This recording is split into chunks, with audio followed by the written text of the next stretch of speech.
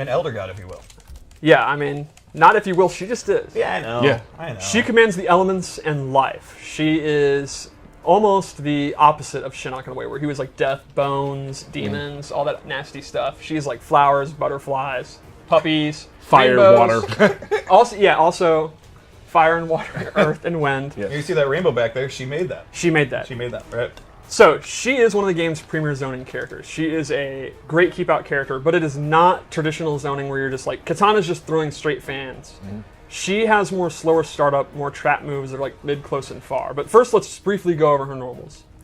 They are all very effects heavy. It's super cool. She uses the elements, even her normals. I really love this water teleport. She has this one where literally a meteorite comes, and if it's a counter hit, she gets this crushing blow where it just absolutely bops them on the head. Bop. And then she gets a combo. You know, if I wasn't old and bad. It's alright. It's okay. Even her hop attack is just bopping you over that with a meteorite thing. Where does she get all these boulders? Well, when you're an Elder Goddess, you can conjure anything. No, yeah. Reality is at your fingertips. True. I've heard that. Nice. So, her special moves.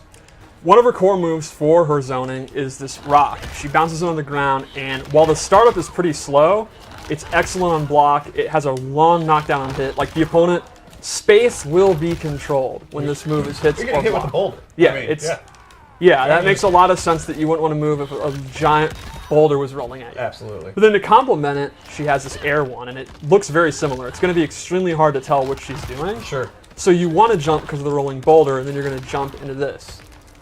She also has this rock wall, and if she amplifies it, it's a great combo ender, and this can actually absorb projectiles. I was just going to ask, can it absorb projectiles? It can. And that is a crushing blow. When it absorbs a projectile. When it absorbs a projectile for the first time, you actually get the crushing blow. And again, once per game. Sure. It's also one of her key combo enders. Now this is very interesting to me because some that you sort of shark around for, you know, this one, you might be trying to do that when you shouldn't be doing it because you know the first time you get a crushing blow. You might be throwing it up there and missing, throwing it up there. I mean, there's definitely some danger knowing you have to do it first try. Absolutely. So then she has her Hellfire Beam. She can do this in the air or the ground. And if she amplifies it, this is not tracking. It's close, medium, or far, but it's real juicy damage. Very, very hard to avoid. Then she has this Tentacle Grab. This is actually one of the few tracking moves in the game. Like, we don't have a lot of these in this, but this will actually go wherever the opponent is. It's pretty quick. It is not a low. It's actually a mid, so there are no overhead low mix-ups. She just has to do it. And it has a ton of recovery on whiff or block. But, again, the opponent's kind of jumping around, walking back, trying to avoid all this business. And then at any moment you see movement, or you go for the read, and you're going to get them, and then you're going to get a combo. I'm just throwing the world at you, man. She doesn't mess around. Her combos are not the greatest. She really doesn't have a lot of pop-ups because she's kind of a keep-away character. So often what I do is I actually do this move, let them restand, then I go for a throw, or I go for a overhead bop, or this move which just sends them back. So she's not a character that's going to hurt you super, super hard when you're wrong, but you're going to be wrong a lot as you're trying to get in. Sure. So I guess let's go over the load I made, which is some moves that are going to be interesting. A lot of people have not seen these moves. The first one I gave her, I went with lore, so I went with an earth-based loadout. Nice. I gave her a ground pound. Oh, I love that. It's 2 hitting, they're low. And then I gave her, she has these different buffs using the elements. I gave her this one where she summons the rocks. So now the way this works is, I'm going to switch to Jade. She summons the rocks, and while you're in the rock field, if you hit Cetrion, the rock will actually latch out and try to hit you. So I'll show you. You can see. If it's blocked or whiffed, it actually won't, and you can actually avoid them. Like, they're not just immediately targeting. Like, I'm intentionally doing something low, and now I'm out of the field. But you'll see the rock actually comes down, and if the opponent's there, they'll get bopped. So Cetrion, using both of her defensive stamina, if you look, it actually takes up her whole thing. She could set this up, go in for pressure, go in for throw, or whatever, block strings, and if the opponent tries to counterpoke back, or try to do a juggle, wow, that happened to both of us. Everybody's getting phone calls today.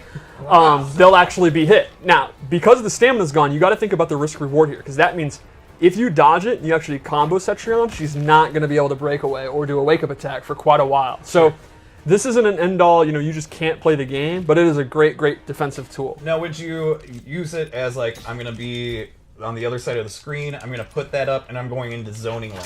You could definitely do that. Right. I personally like using it offensively, kind of do it in the mid-range, and then try to go in if they try to poke. But yeah, you could absolutely do that too. It's essentially you can think of it as a shield, a high-risk shield. Yeah, a ring of protection. So let's check out her Fatal Blow before we go into her second loadout. This one is extremely powerful. That is actually drop down and track you. So no matter where on screen, it's going to hit them on the top of the head. It is awesome for zoning exchanges. Like, you can literally sit there, look for Jade to throw her glaive or turn on, and yeah, you got him. She becomes extremely deadly when she's in Fatal Blow. You would expect that out of an Elder God. Yeah. They just get stronger. Melt that tree. Nice. All right, so let's go to loadout 2, which is my wind-based loadout. Okay. What, is that too much? No, I think this is one of your best names ever. Thank you. I thought of this Arbor Bay on the way to work, and Arbor Bay. That's good. I like it. I like it. So now she's a little darker, right? A little more evil. I'm all in on her gear. I personally use this weird cosmic purple, like outer space looking thing that's really had it cool. on your TV earlier, I saw. Yeah. That's pretty cool. So the first move I gave her was this tornado. Typically, she doesn't have just a standard projectile that just goes straight forward, and she actually gets it. If she amplifies it, it goes full screen. The really cool thing, though, is actually the pushback on block, because it is hella. They actually go way back. So They this almost is go as far back as they do when they get hit. So it is super good for keeping the opponent at bay. Bay. Arbor Bay. So then I also gave her another one of these buffs, which is this wind tunnel. So again, I'll play Jade to show how it works, because this thing's pretty awesome. So while this is out, if Jade is on the outer edges, it actually slows down her movement, even her jumping. You can see it's like literally a barrier. And if you get to the center, you can move, but outside the edges, it's super hard to get in.